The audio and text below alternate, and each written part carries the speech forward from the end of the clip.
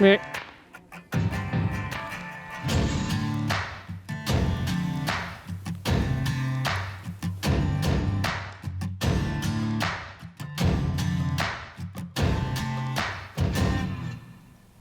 Deer hunting strategies during the late season are often much different than the early season or during the rut. There's a lot of reasons the hunting strategies need to change. Maybe expectations need to change because there's been a big harvest in your area and there's simply not as many deer out there available to hunt. Here in Missouri, the vast majority of deer harvested are harvested during our rifle season, which occurs during early and mid-November. Another reduction in the deer herd, especially bucks, is simply injuries. Sometimes bucks fighting can cause an injury that can put that deer down for a while or even be fatal. So there's just fewer deer come to late season for several reasons. Car accidents, predators, all those reasons combined. When you give that, sign becomes a little bit more relevant because there's not as many deer making the sign. Let's switch sides and talk about the biology of does this time of year.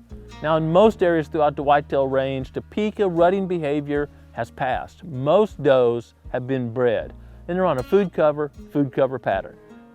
There will be some adult does that weren't bred. Maybe they were injured or something prevented them from being bred, and they're cycled again about 28 days later, and then again they're cycled up to 2, 3, 4 times. Research has clearly shown that. Often, the bigger pulse of breeding behavior during the late season is fawns, female fawns, becoming receptive. Depending on where you are and the average body size in that area, when female fawns reach about 60 to 70 pounds during this time of year, they will reach puberty and become receptive. That's certainly the case here at the Proving Grounds. We have high quality food plots and high quality native vegetation, and we often get trail camera images or see while we're hunting mature bucks nudging obvious female fawns around the area. Based on this simple biology, you may wonder why deer don't breed year-round. Some of those female fawns, they won't achieve that weight to reach puberty until June, July, August, something like that, depending on the habitat quality. Well, it's a fair question, and there's an easy biological answer. Let's start on the male side. One of the primary hormones is testosterone. And it's low during those summer months, and then coming into the fall and day length, the amount of sunshine each day is starting to decrease a little bit. Well guys, they're gonna shed velvet of their antlers and their necks are gonna swell and they're gonna start scraping and rubbing and fighting. A lot of that's driven by the testosterone level, and it's gonna go up and down daily. Maybe they get in a fight or lose a fight or sense a receptive doe, but it's not dropping below a certain threshold. Once it drops below that threshold, there's a lot of changes in the body of a deer, hormone speaking. And one of those changes is they will shed their antlers pretty quickly after that testosterone drops below that threshold. Once antlers are shed, well, bucks can still breed successfully. They're still producing viable semen, but that drive certainly decreases once that testosterone level starts hitting towards the bottom of the trough. On the female side, their reproduction is also strongly influenced by hormone production. And there's going to be a certain time frame where viable eggs are produced, and then they're going to pass out that, and they're going to go in either nursing fawns if they had a fawn, or just feeding and surviving. So there's a natural rhythm, typically based on the amount of sunshine each day or the lack thereof, that controls those cycles. Taking all this biology into account, we know that when we get towards the later season, there's fewer bucks, fewer does that are going to be receptive, and all of them are focused on food to survive the winter. Therefore, knowing the best food sources in the area where you hunt is central to your hunting strategy. Growing Deer is brought to you by Bass Pro Shops and Cabela's. Also by Reconyx, Eagle Seed, Winchester, Avian X Decoys, Lacrosse Footwear, Morel Targets, Hoyman, Fleet Outdoor Apparel, Hooks Custom Calls, Summit Tree Stands, RTP Outdoors, Yamaha, Fourth Arrow, Onyx Hunt, Scorpion Venom Archery, Case IH Tractors, Bloodsport Arrows, Burris Optics, Code Blue, Decode, G5 Broadheads, Prime Bows, and Redneck Hunting Blinds. It sounds like hunting this time of year, it's like shooting fish in a barrel. Find the food, find the deer. But with deer, there's always factors that make it more difficult. One of the primary factors this time of year is there's simply not as many minutes of daylight each day. You know, winter solstice, a few weeks before, a few weeks after, those days are really short, and it's easy for deer to move under the cover of darkness. Another complicating factor can be they're built to take cold temperature relative to wherever they are. Deer store body fat. More in some places, less in others. They grow really long hair, longer in some places, shorter in other places. But they're dressed for it to be cold relative to that area. And when it's warmer than normal, it's uncomfortable out there moving. It would be like me, it's a warm day today. I don't have a big heavy coat on. I would be uncomfortable if I was wearing a heavy coat. And when that's the case, it's just more comfortable for deer to move when it's dark and cooler than out in the sunshine. More so than in humans, at least myself, that change in temperature and the environmental factors also determines what deer eat. Now, I can eat ice cream 365 days out of the year. Even when it's cold, I enjoy a nice dish of ice cream. Deer, not so much, right? They can't adjust the thermostat. They can't control that environment like we do.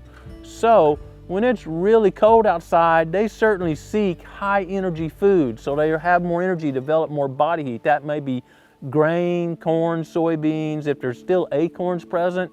When it's really warm, I mean warmer than normal, they want greens. Like we might have a nice salad during a warm day, but they're, again, can't control their environment, and it's more important for them not to build as much body heat because it takes energy to dissipate that body heat.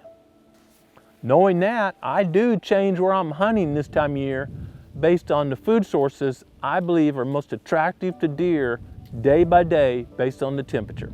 Now, if you're in an area where there's nothing to eat but one thing, they're coming there no matter the temperature, but it may be at dark when they get there.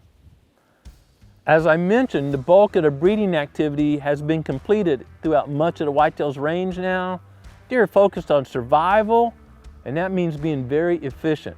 You know, during the pre-rut or rut, oftentimes we talk about hunting travel corridors or knowing places where deer are going from one big block of woods to another, but they don't need to travel all that time looking for a date during this season. Food, cover. So I'm looking for bottlenecks or travel corridors that link those two resources, not linking bigger resources like going from that farm to this farm. Hunters got to be on their game this time of year because we're late in the hunting season. Deer have been hunted for quite some time and they're very alert. Those old heads are up, they're periscoping, their nose is going all the time. Early season, you can probably get away with a bit more. Late season, young and old deer have been pursued now for quite some time. Two-legged and four-legged predators, you got to be on your game. You got to make sure that approach, hunt, and exit is not alerting the deer in the area you're planning to hunt. And that exit can be really difficult this time of year. Just say you're hunting this food plot, and right at dark, you're just packing up your stuff, some deer pour off the ridge here and get in the plot. How do you get out of there without alerting deer and saying, oh, we got to wait till later to come there tomorrow. We need to avoid that area at that time of day. Our favorite tactic is having someone come pick us up. That's not always possible. Then we default to howling like a coyote, maybe snorting really loud. We want the deer to associate the noise with something besides humans. The final strategy I want to share is one I've used successfully many times throughout my career. We all talk about weather fronts, and I'm very keyed into the weather. Most people talk about the front's coming, the front's coming. I'm just as concerned as when the front passes, especially if it's a way cold, a really cold front that hit. Let's say the temperatures get 20, 30% colder than normal. Not 30 degrees, 30% colder than normal. Man, that's cold, and deer just huddled up, and sometimes it takes more energy to get up and go feed. These are heat vents under their legs, and when they stick those out, well, that's really exposing a portion of skin that doesn't have much hair on it. You've seen that when you dress deer. So they lose a lot of heat. Sometimes they're just gonna lay boned up, kind of like, oh, I don't wanna get out of covers here, I'm nice and warm. Let that front pass. And as soon as it warms up on the backside, there will be a massive feeding frenzy. And I find there's a pretty good relationship. The more it is below normal temperatures for that day, literally that day, And the longer that period lasts, the heavier that feeding frenzy will be on the backside of the front. It's important to consider deer biology throughout the entire season, and actually throughout the entire year if you're managing the habitat. But during the late season, boy, things are narrowed down, you can't make many mistakes, and using deer biology to help plan your hunting strategy can be a huge key to getting some venison in your freezer. Short days make it a little bit more challenging to get outside and enjoy creation, but they sure are great moments when you do because you're cooped up inside the rest of the time. Hope you have a chance to get outside and enjoy creation, and more importantly, take time every day to be quiet and listen to the Creator and His will for your life. Thanks for watching Growing Deer.